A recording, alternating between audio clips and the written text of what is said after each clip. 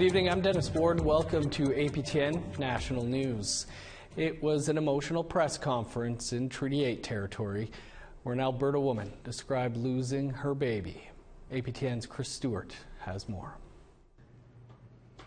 A Big Stone Cree Nation woman is calling out Edmonton's Misericordia Hospital after she gave birth without medical assistance. Her daughter died. Pearl Gambler spoke at a press conference with the support of Treaty 8 Grand Chief Arthur Noski and her lawyer, Sheila McGregor. Gambler filed a lawsuit against an unnamed physician, the hospital, and Covenant Health, which owns and operates the hospital, on October 12, 2022. According to the $1.3 million statement of claim, her trouble began on June 11, 2020. Ms. Gambler attended the obstetrical department of the hospital, as advised by redacted name. Ms. Gambler was told by hospital staff that there is nothing here for you and sent her to the emergency department. She then went for a vaginal exam, which the documents say caused her, quote, an immense amount of pain, unquote. She experienced the onset of, quote, intense contractions, unquote.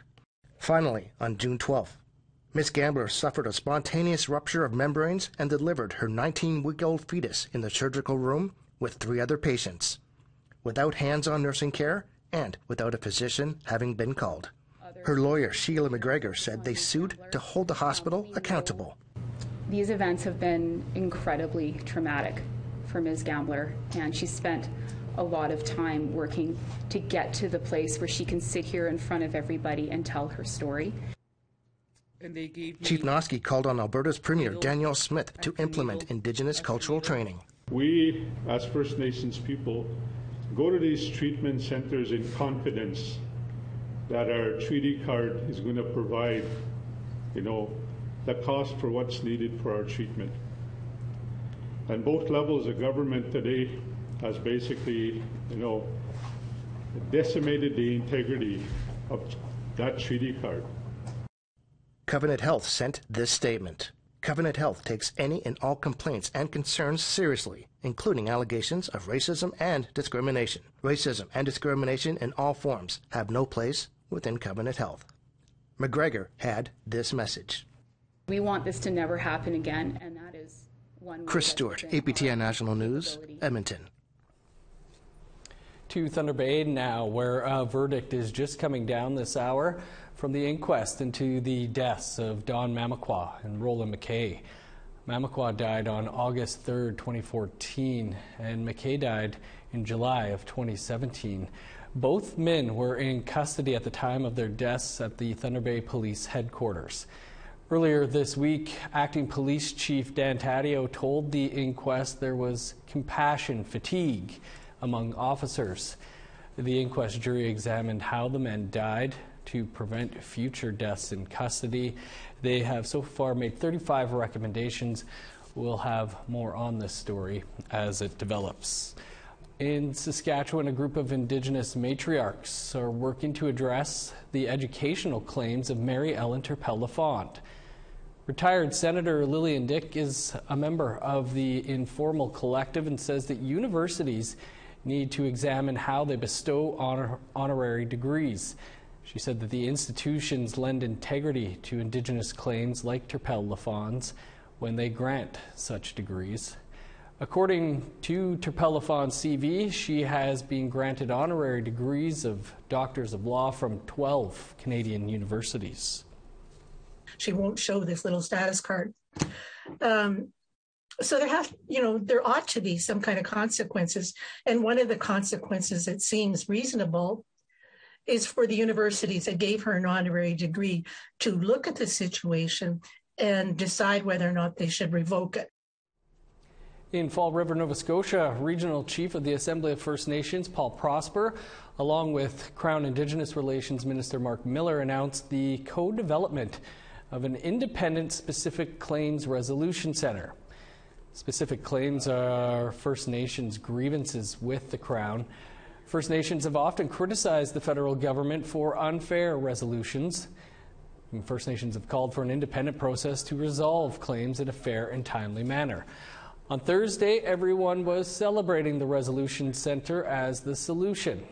Assembly of First Nations Regional Chief Prosper says the process will be fair. that takes into account an Aboriginal perspective, Aboriginal laws, for example. It will reflect the honor of the Crown, so it will have that constitutional status of those obligations, those legal obligations being recognized by the federal government. A report from the BC Coroner's Service on the deaths of people experiencing homelessness is showing a disturbing trend. Some of the province's most vulnerable groups are dying in alarmingly higher numbers. APTN's Lee Wilson is working on a series of stories to find out how to stop the trend. A recent preliminary report from the BC Coroners looks at nearly 10 years of data up until 2021, and what it shows is alarming. Last year, 247 people on the streets died, a 75% increase from the year before. Vancouver, Surrey, and Victoria were the cities reporting the highest amounts of deaths. Nearly 3/4 of the deaths were considered accidental, with toxic drugs being the suspected cause. Coming soon, we'll be talking to the families of those impacted, experts, and policymakers to find out how to prevent these deaths from happening.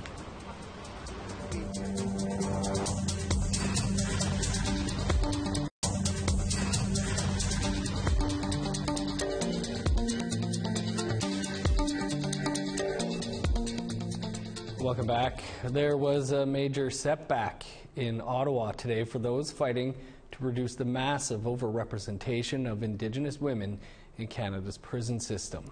That's because the Supreme Court of Canada ruled that the refusal of a community sentence for a First Nations woman did not violate her charter rights. APTN's Fraser Needham has more. The Supreme Court said the prison sentence Cheyenne Sharma received for a drug conviction did not violate her charter rights. In 2016, her lawyers argued for a conditional sentence, but the judge refused. An Ontario Superior Court overturned the decision, but Canada's top court has now upheld the initial ruling. Senator Kim Pate says it is a sad day for female Indigenous justice advocates. I'm very disappointed in the majority decision. It feels like they've got their heads in the sand, and it's some nice academic arguments, but misses in the totality of the inequality that exists, particularly for poor Indigenous women with past histories of abuse, and especially when they're single moms trying to survive abject poverty. Adam Bond is a lawyer with the Native Women's Association of Canada.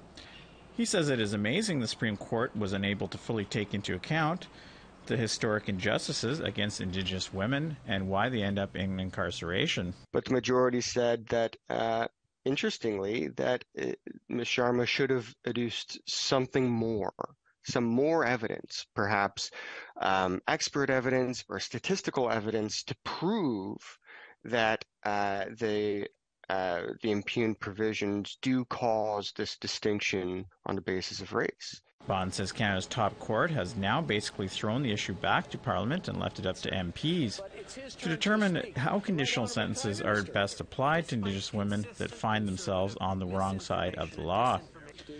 Legislation is currently going through Parliament called Bill C-5 that would do away with mandatory minimum sentences. It is very important not just that Parliament move forward with these Bill C-5 amendments, but they do a lot more. Parliament needs to act because the Gladue framework is in crisis. It's been damaged. It's not working. It was never intended to be, the one, kind of solution to the overrepresentation of Indigenous people. It's just one tool. Now it's been harmed, so we can be sure that the issues are going to get worse, that the overrepresentation is going to get worse. But Pate and others in the Senate want to amend the proposed legislation so that conditional sentences can be more broadly applied and recognize historic injustices against Indigenous women. And she says, in a way, the defeat by the Supreme Court provides an opportunity. We have not finished with Bill C-5 yet, and knowing that this is the message that the court is sending to us, that if we want to see something different, then we better act. And so, let's act. Fraser Needham, APTN National News, Ottawa.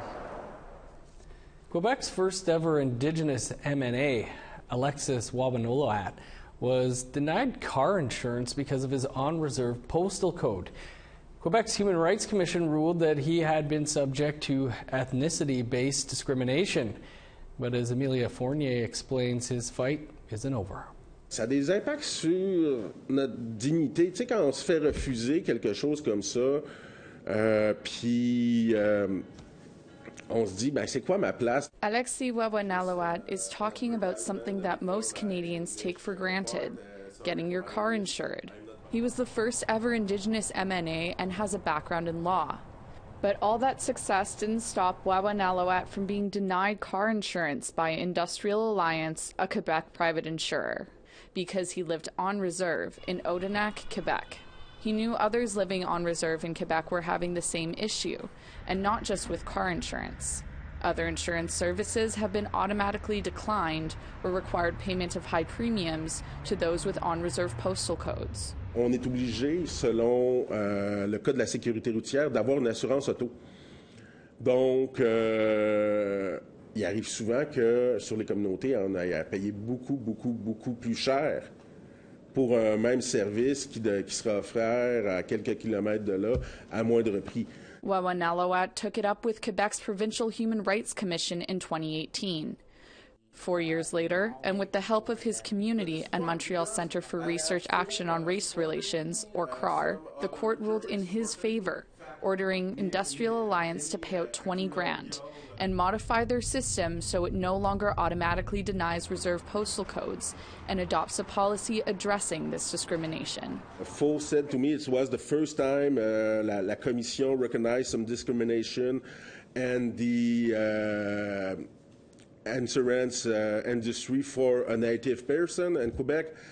But it's just my case, and we don't have any news about the systemic aspect. And that's why Foniemi of CRAR said it was only a partial victory. This is institutionalized racism. This is institutionalized colonialism. And this is what I think Alexis is trying to fight. It's more than just about himself. Quebec's Human Rights Commission announced in December 2020 that they would investigate systemic discrimination in the province's insurance industry, but their findings have not been published and were not included in Wawanalawat's decision. In a written statement to APTN, Industrial Alliance repeated their apology to Wawanalawat and said they were committed to improving services to Indigenous communities. Wawanalawat said he's considering taking his case to Canada's Human Rights Tribunal. Amelia Fournier, APTN National News, Montreal. Opaskwayak Cree Nation's Rhonda Head has won numerous awards throughout her career, but her song 500 Years, about being an intergenerational residential school survivor, continues to garner major accolades on the world stage. Head, who is a mezzo-soprano, joined Daryl Stranger in studio earlier. Rhonda, thank you so much for joining us here in studio. Thank you for having me. It's great to be here at APTN.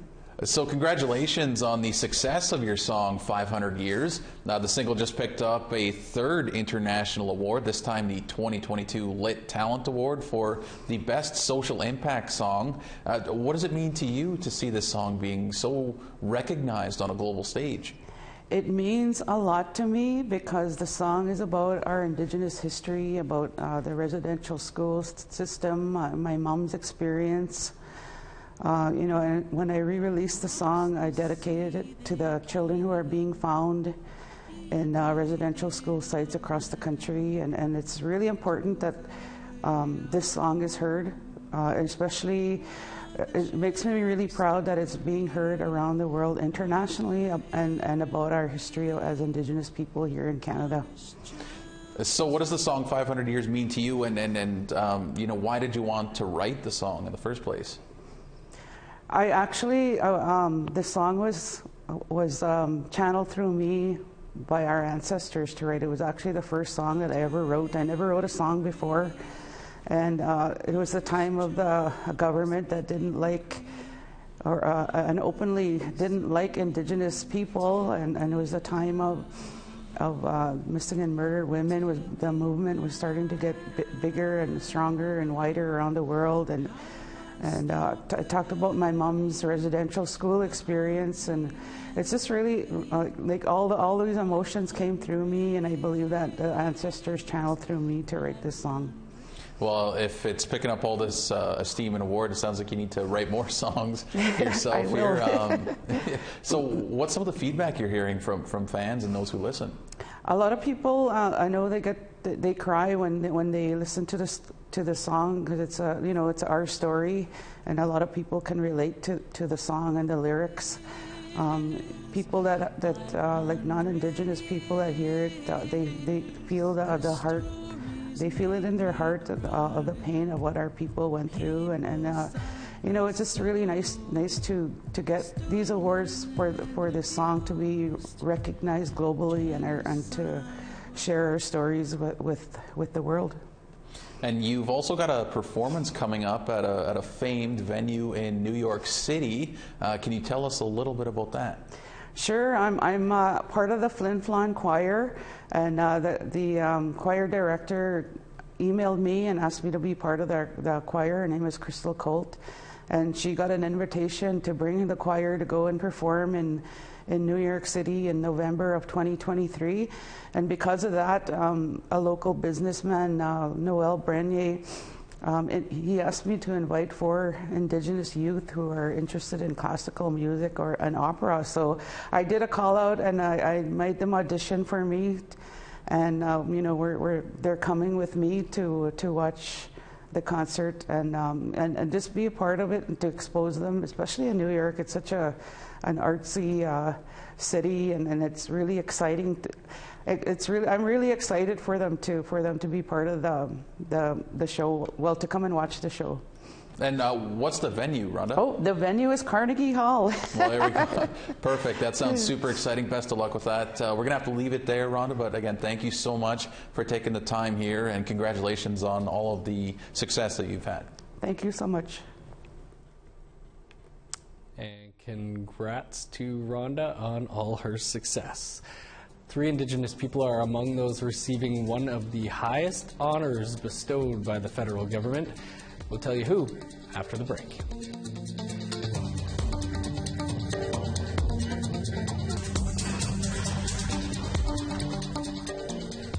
Welcome back. It's time now for our photo of the day.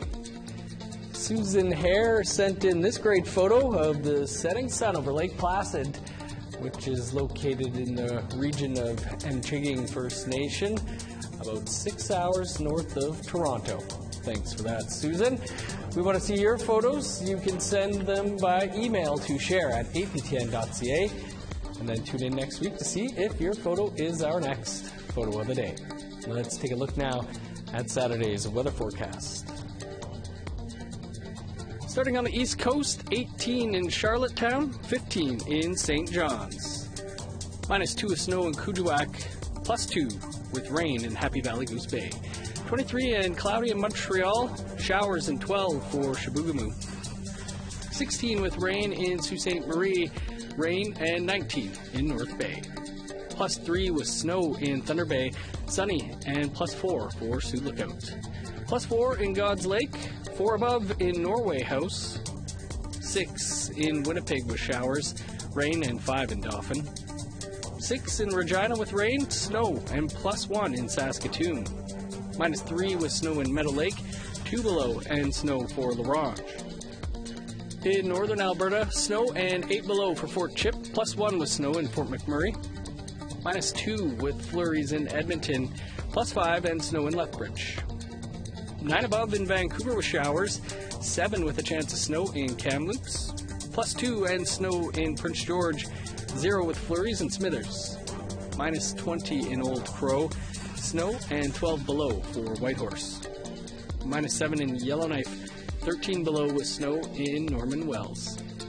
Flurries and 17 below for Sax Harbor, snow and -13 in Paulatuck.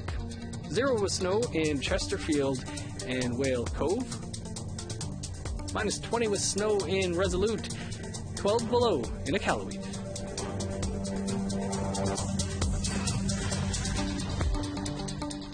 The latest batch of recipients to the Order of Canada happened in Ottawa on Thursday. 44 people were invested, including 3 Indigenous people. Daniel Heath Justice was named an officer to the Order of Canada. The American Board Scholar is a member of the Cherokee Nation and has made contributions to study of Indigenous literature through a groundbreaking book, Why Indigenous Literature Matters. Elder Carolyn King was made a member of the Order. She has worked tirelessly to promote First Nations heritage, culture, and identity. King was the first woman to be elected chief of the Mississaugas of the Credit First Nation, and Lisa Meaches became a member of the Order. She's a producer of film and television programs, many of which aired here on APTN, and she was recognized for her work helping to organize the Manitowoc Festival in Winnipeg. Congrats to all of them. Well, with the Halloween season finished, the holiday season is now upon us, and one place you can get your gifts is at Indigenous craft shows. Degwagon Indigenous Community Marketplace was organized by Prairie TP Indigenous Home and Gift. It took place this past weekend, where it showcased Indigenous crafts including beaded earrings, moccasins, orange t-shirts for Every Child Matters, and ribbon skirts. There's been an increased interest in Indigenous-made clothing and events like these to help showcase their hard work. Jennifer Wood is with the National Center for Truth and Reconciliation, and her family organized this event. She says it helps with reconciliation. It makes me proud to see that we are wearing, and we're not ashamed to wear, our regalia, our traditional wear, our colors, our beadwork. I mean, we're in an era of change right now. We're living in the days of reconciliation. So to me, with non-Native people coming out to want to purchase some of our artwork, that is reconciliation to me. You know, it's Christmas is around the corner, so this is a lot of opportunity to buy a lot of good Christmas gifts and support your First Nation crafters. You got that right, and don't worry if you missed this one. They're having another one on Sunday, November 20th at Sergeant Tommy Prince Place in Winnipeg. Mark your calendars. And before we leave you tonight, 2 respected knowledge keepers from Manitoba have started their journey into the world of the Great Spirit. Roger Roulette was from the Sandy Bay First Nation, and Clarence Nebenak hailed from the Pine Creek First Nation. Both men dedicated their lives to keeping the Anishinaabe language and spiritual way of life alive. Our condolences to their family and friends. That's all the time we have for your APTN National News for this Friday. For news anytime or more on anything you've seen here, you can visit our website, aptnnews.ca. I'm Dennis Ward. Thanks for being with us. Have a great night.